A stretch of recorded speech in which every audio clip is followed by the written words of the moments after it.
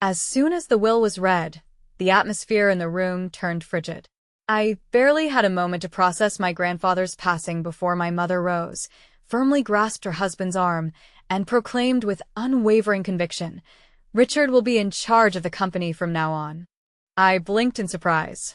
Richard, my stepfather, the man my mother had married just under a year ago, the one who had been making offhand remarks for the last 6 months about how someone my age couldn't manage real responsibilities. Glancing around, I noticed no one else seemed taken aback.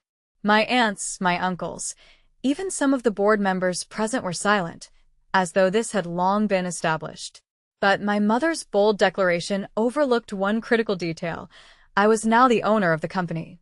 A week before the funeral, I was beside my grandfather's hospital bed, holding his frail hand. "Mia, you're the only one I trust," he whispered with a rasp, his voice just above a breath. Tears burned my eyes. Throughout my life, Grandpa was the lone figure who truly had faith in me, while my mother persistently regarded me as a disappointment. "Don't let them take what I built," he said, his grip growing slightly stronger. "They will try, and when they do, don't be afraid. I've made all the preparations." I hadn't grasped the meaning of his words, at least not at that moment. Now, as the lawyer adjusted his glasses and cleared his throat, my mother looked at him with anticipation, waiting for confirmation that her husband would inherit Grandpa's empire. Instead, the lawyer turned to me. "In accordance with Mr. Whitmore's will, his entire estate, including all shares in Whitmore Industries, has been left to his granddaughter, Mia Whitmore," he announced. The silence was deafening. I felt every gaze in the room shift to me. "There must be a mistake," my mother said, her voice tight. "He meant to leave it to me." Remaining composed, the lawyer refuted, "I assure you, there is no mistake. Mia is the sole heir. Effective immediately, she owns the company." Richard was the first to respond, chuckling under his breath as if this were a joke. "Sweetheart, you can't be serious," he said, gazing at me like I was a child in costume. "A business of this magnitude necessitates true experience. It's not akin to a school project." I remained silent, observing them. Then, as the lawyer's revelation truly sank in, my mother's expression twisted into rage. "If that's how it is," she spewed venomously, "then leave our house immediately." I stared at her incredulously. "Our house?" Unable to suppress a laugh, I remarked, "You mean Grandpa's house?" Shaking my head, I continued, "Perhaps you should read the will a bit more thoroughly, Mom, as there may be yet another surprise awaiting you." The pregnant silence hung over the room, unbearable in its weight. My mother's face blanched with fury, her lips pursed tightly, as if physically restraining a scream. Richard, standing by her side, shifted his gaze between me and the lawyer, his assurance visibly faltering for the first time. I had anticipated resistance, but not quite so soon. "You're kidding," my mother finally whispered, her voice low yet venomous. "Grandpa would never do this. He'd never choose you over me." The lawyer remained unfazed, methodically adjusting his paperwork. Mr. Whitmore's intentions were explicit. Mia is the sole beneficiary of his estate, including his home, financial assets, and 100% of Whitmore Industries shares. I barely had time to internalize it myself. While I was aware of the company, the house, his entire estate, was news to me. My mother must have reached the same realization as her demeanor shifted to something sinister. "If that's how it stands," she stated, voice icy and measured, "then you are no longer welcome in this house. Leave at once." The room grew even quieter. It was almost comical. Had she truly just evicted me from my own home? Exhaling slowly, I struggled not to laugh once more. "Mom," I calmly replied, "I suspect you've misunderstood. This house, it's mine now. Grandpa left it to me." Her expression contorted as she wrestled with my words. "That's absurd," she insisted. "This is our family home. And now," I countered, "I'm the only legal family member to own it." Richard finally intervened, pasting on a condescending smile. "Mia, sweetheart," he began, employing his usual patronizing tone, "you're too young to understand the burden of managing a company of this magnitude. It's more than just an inheritance. It's a tremendous responsibility. Your mother, and I have years of experience. Allow us to aid you." There lay the truth, their true motive. This wasn't about the family, it was about control. They had anticipated the company would go to my mother, who would then hand it to Richard, allowing him to take command. Instead, I was the sole barrier standing between him and Grandpa's empire, and he thought he could charm me into relinquishing it. Folding my arms, I held his gaze unwavering. "Let me clarify," I began. "The moment you realized you weren't getting the company, Mom attempted to expel me from my own home. Now you're suggesting you should run everything? Do you think I'm foolish?" Flushed with embarrassment, Richard maintained his faux smile. "That's not what I'm implying," he began. "I just think," but I interrupted. "No." The moment was laced with tension as I tried to comprehend the truth. Suddenly, I cut in, realizing the full scope of the situation. "You both assumed Grandpa's estate would automatically belong to Mom. You were likely mapping out how to control everything. Yet, Grandpa saw through your plans, hence he bequeathed it all to me." My mother struck the table with fervor, her demeanor shifting from anger to a plea. "Mia, you truly don't understand the magnitude of this," she exclaimed. "Managing a billion-dollar conglomerate isn't a cakewalk, it's far beyond a fortuitous inheritance." Clearing his throat, the lawyer interjected. "Mr. Whitmore implemented certain precautions to ensure a seamless succession for Mia." Unnerved, my mother pivoted to face him. "What precautions?" Adjusting his glasses, the lawyer explained. Foreseeing Mia's need for guidance, Mr. Whitmore appointed an advisory team to aid her transition to CEO, with the board notified and documents solidified. Relief swept over me. Grandpa prepared for their manipulation attempts, ensuring I wasn't alone. Richard's reserved veneer cracked, his tone dropping, though I still discerned him whispering to my mom, "We can challenge this." The lawyer countered, "You cannot. The will is conclusive, there is nothing to dispute." I observed as my mother's authority crumbled, years spent treating me like a secondary thought dissipating. Not foreseeing a future without command, she looked at me, betrayed. "This isn't a victory, Mia," she pronounced. "Running a corporation isn't child's play. You're set to fail." Her words lingered as I leaned forward. "We will see." The room suffocated under the weight of tension, her glare piercing and Richard seething beside her. The perfect plan, where I was the naive inconvenience, shattered. Yet Grandpa discerned their true natures, thus choosing me. "This makes no sense," my mother objected, her voice quaking with disbelief. "Dad would never exclude me, his sole daughter. Why leave me with nothing?" I turned to the lawyer, seeking clarity. Though close to Grandpa, I hadn't predicted he'd exclude her. The lawyer sighed, revealing a letter Grandpa left for clarification, producing it from his briefcase. "If you're hearing this, Mia," he began, "I'm gone, and undoubtedly, your mother's incensed." Shifting uneasily, my mother tensed as the lawyer continued. She forfeited her right long ago. She equated money with power, oblivious that power bears responsibility. My mother's lips compressed, her expression stone-cold. "Years of avoiding accountability," he read, "indulging in selfishness over leadership." Peering at Richard, if present, he's concealing his greed, as I know he's a parasite. Richard's visage reddened, rage barely contained. "Mia, you're unlike them," the letter extolled. "You never presumed entitlement. Your hard work and respect for the empire outweigh inherited claims." Recalling summers with Grandpa, shadowing and learning, I realized he'd seen my potential. Knowing the challenge ahead, the letter emboldened me with Grandpa's assurance and provision. The lawyer concluded, replacing the letter, silence reigning until my mother's ire erupted. "Absurd," she spat. His mind faltered in old age, but it was futile. The path had already been set. The lawyer remained unfazed, stating that Mr. Whitmore had revised his will just 3 months prior and was in perfect mental health, leaving no legal grounds for a challenge. Richard suddenly stood up, pushing his chair backward. "We're wasting time here," he declared. "Let's go." Yet my mother remained seated, her eyes fixed on me. "Do you truly believe you're prepared to manage all this?" she inquired with a chill in her voice. I met her gaze unwaveringly. Yes, I replied. That night, I barely caught any sleep. It wasn't fear, but the realization of inheriting an empire overnight and stepping into the role of CEO before turning 25 weighed heavily on me. The only thing keeping me grounded was knowing Grandpa had faith in me. The next morning marked my first official board meeting at the company headquarters after the will announcement. My grandfather's loyal advisors awaited, as he had assured I would not be alone. Stepping out of my car, a familiar voice stopped me. "Mia," it called. Turning, I saw my mother and Richard by the entrance, their faces unreadable.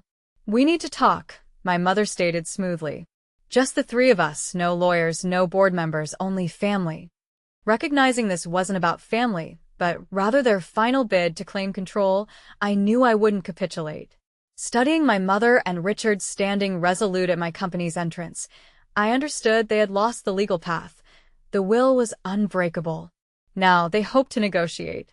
"We need to talk," my mother repeated, an unnerving calm in her voice. Drawing a deep breath, I realized I no longer feared them. "Talk then," I replied flatly. Richard suggested, "Not here, somewhere more private," glancing around. I could have dismissed them, but curiosity about their next desperate move made me agree. "Fine, 5 minutes," I nodded. We relocated to a compact conference room inside. Richard sat comfortably, as though he belonged, while my mother stood tensely, scrutinizing me intently. "You're overwhelmed, Mia," she began, her voice now softer, almost kind. "Grandpa imposed an insurmountable task on you. It's unfair, expecting you to manage a billion-dollar empire at such a young age." I smirked. "And you're suggesting Richard should oversee it instead?" "Yes," she asserted without pause. "At least temporarily. He has managerial experience from which you could learn." I chuckled softly, shaking my head. "You mean hand everything over to him and step aside like an obedient girl?" Richard leaned forward, his grin practiced. "Not exactly. We're proposing a partnership," he explained. "You'll still represent the company. Keep your title, but I'll manage the operations. You won't endure the pressure, no board meetings, no difficult choices. Just enjoy your life." I eyed him skeptically. "So, a figurehead?" "It's the best solution," my mother interjected. "The board will be more comfortable, and you won't face the stress of potential missteps. You're still so young, Mia. One wrong move could dismantle everything Grandpa built." The manipulation, fear tactics, and veiled insults masked as concern were apparent. I leaned back in my chair. "And what's in it for me?" Richard grinned as if he had struck gold. "We'll allocate a portion of the company's revenue directly to you monthly. You'll never worry about finances, free to live as you wish, travel, or pursue happiness while the company thrives." Their confidence in this scheme was almost admirable. They genuinely believed I'd capitulate and let them seize control. I feigned consideration. "And if I decline?" My mother's demeanor darkened. "Mia, don't be reckless." "Meaning?" I pressed. "Meaning you'll face adversaries," she articulated precisely. "The board doubts you. Shareholders will scrutinize your every decision. Refuse to collaborate, and we won't shield you from the resulting pressure." Tilting my head, I queried, "You imply sabotage?" Richard's smirk confirmed without admission. Drawing a slow breath, I rose. "Appreciate the offer," I said, "but I'll risk it." My mother leaped up. "Mia, reconsider?" Turning to leave, she seized my wrist, hissing, "Do you really think you can prevail? You misunderstand this realm. Believing Grandpa did you a favor gifting this company. Instead, he's painted a target on your back. The board will dismantle you. Investors will smother you. You need us." I surveyed her. "No, Mom." I responded softly. "I needed you during childhood. I required you to support me, but you never did. You anticipated my failure to grasp what wasn't rightfully yours. But I'm no longer a timid child." She recoiled slightly. Richard stood, his dwindling patience evident. "Mia, you are heading down a disastrous path. Just remember not to come crying to us when everything falls apart."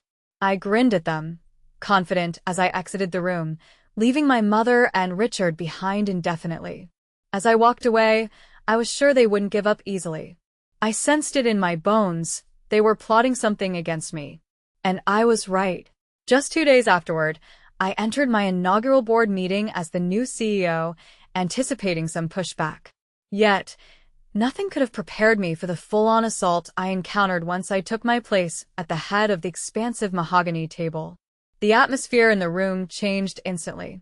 The board members, primarily men who had been under my grandfather's leadership for several decades, watched me with undisguised skepticism. Hardly a moment passed before Mr. Holloway, whose face was strained, leaned forward and addressed me directly.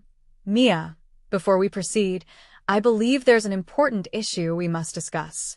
Resting my hands on the table, I asked, "And what issue would that be?" Exchanging glances with several others, as if asking for their approval, he eventually said, "Your grandfather was brilliant but impulsive in making decisions. Giving you this role seems rash, given your lack of specific qualifications and experience, which is something of concern for us." I maintained a neutral expression. Although I had braced myself for such comments, hearing it said so flat out still caused a tightness in my chest. "Concerned about what, exactly?" I inquired.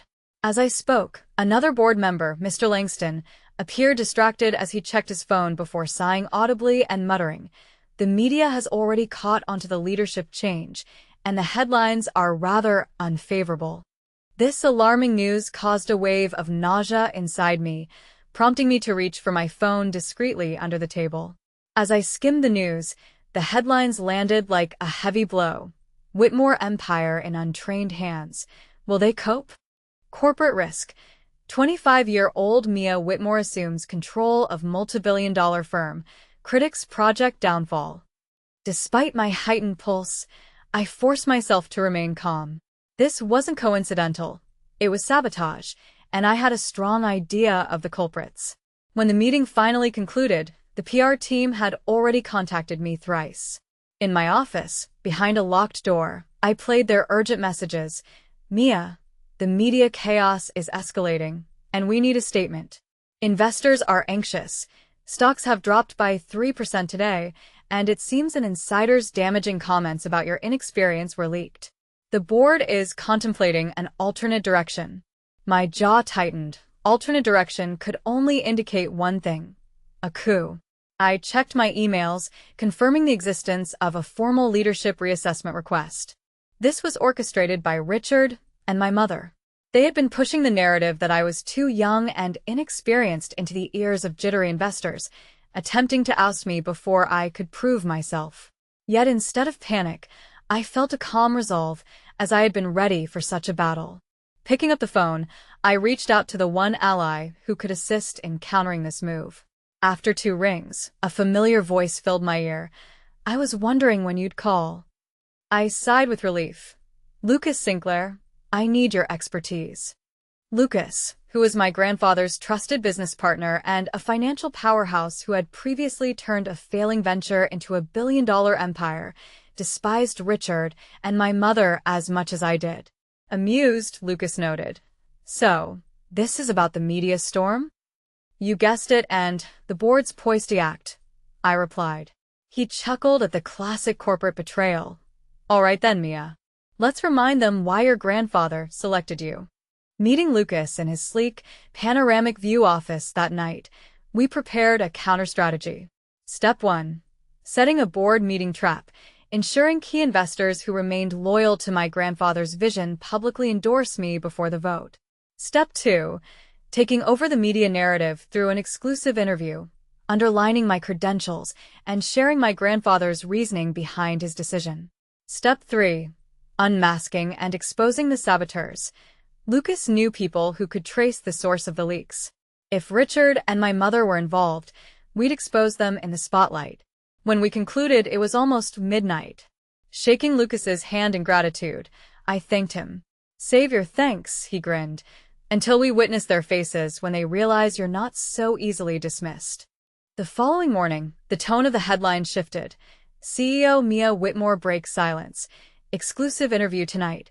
Whitmore Industries stock recovers as support rallies, and uncovering the real saboteurs. Evidence of corporate backstabbing surfaces.